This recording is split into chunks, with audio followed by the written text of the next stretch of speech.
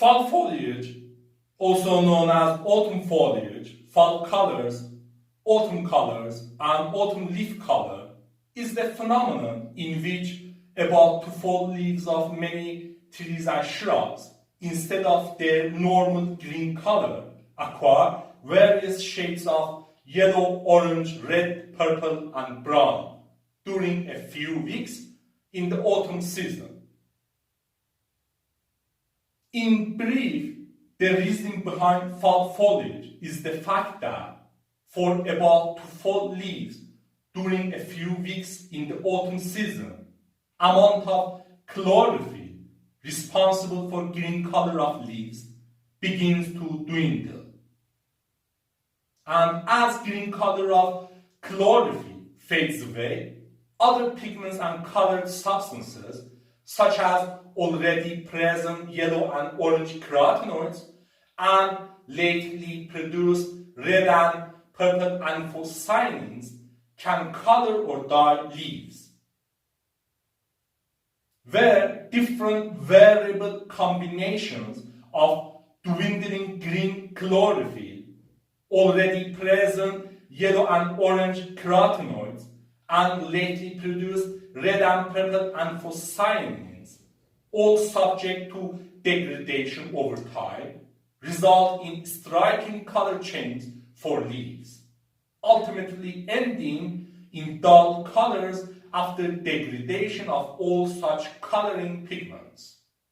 Dull colors such as dull brown color due to color of plant cell wall or products of degradation.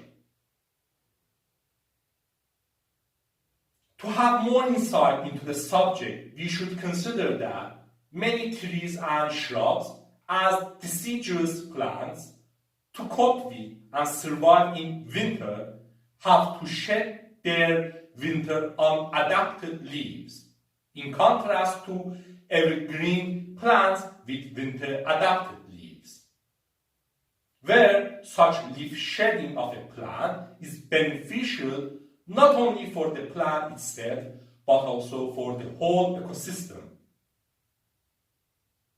Leaf shedding of deciduous plants or their abscission is triggered by longer nights of autumn.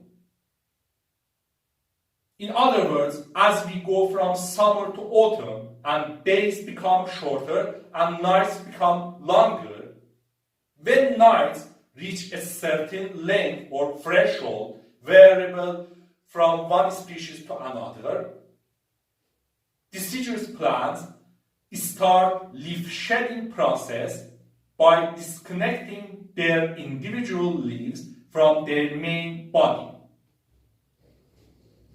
In this regard, deciduous plants unlink their leaves through blockage of the veins that carry fluids into and out of leaves with a layer of special cord cells.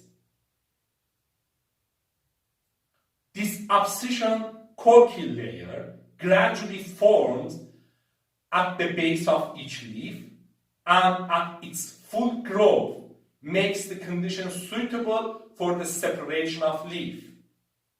Finally, while the disconnection place is sealed, leaf falls due to wind, rain, or even because of its own weight.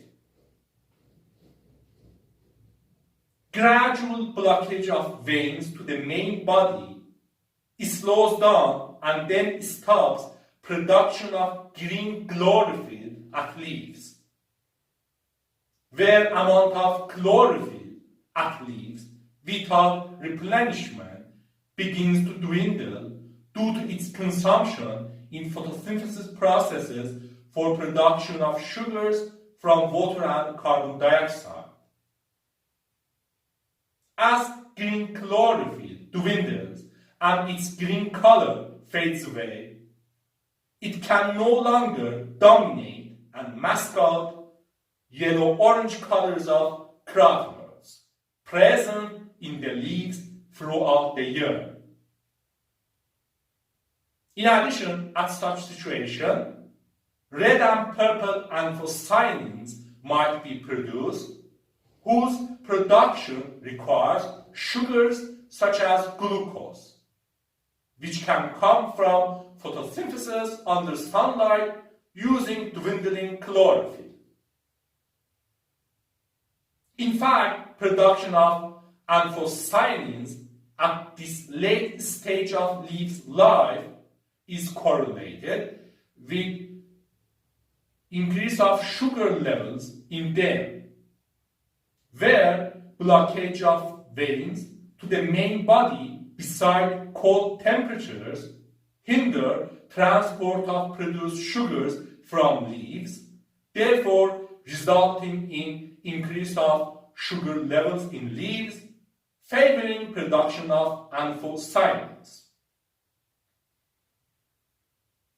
Finally, different variable combinations of dwindling green chlorophyll, already present yellow-orange carotenoids, and lately produced red and purple anthocyanins, give leaves their colors in autumn, where such color changes ultimately end in dull colors, as all such coloring pigments degrade over time.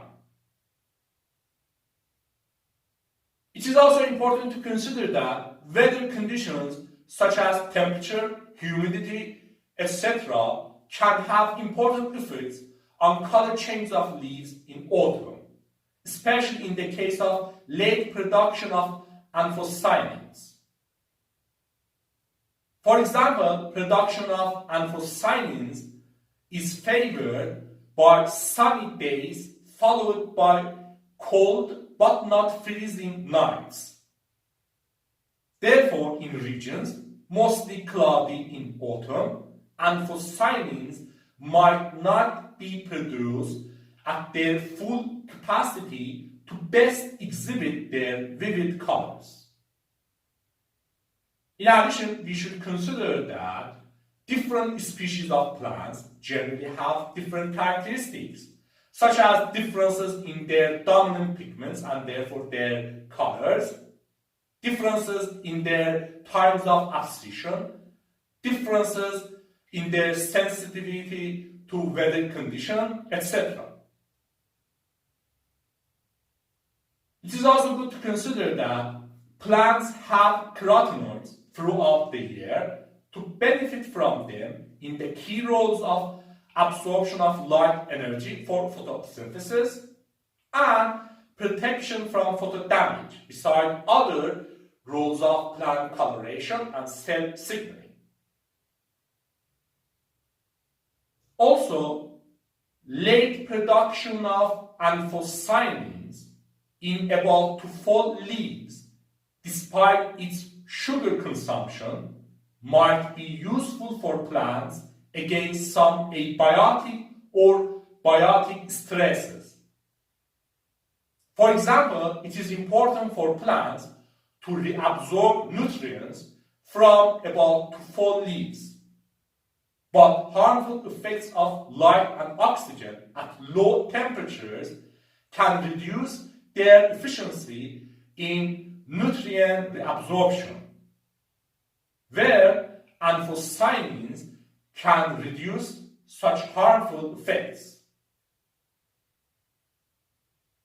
Anyway, here we can see that eye-catching phenomenon of foliage has an amazing science behind itself. This is interesting, isn't it?